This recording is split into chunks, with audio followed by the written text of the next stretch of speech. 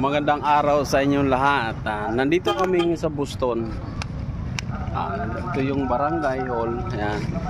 Saka yung municipal. Kasama ko naman si Andoy. Doy, ano ang ipagmamalaki mo dito sa Davao Oriental? Dito sa Boston? Dito sa Boston. Oh, tingnan mo paligid kung gaano kaganda. Tingnan mo. Oh, di ba maganda? Tingnan mo ang kapaligiran ng buong Boston. Yun ang Boston. Yun ang bayan namin.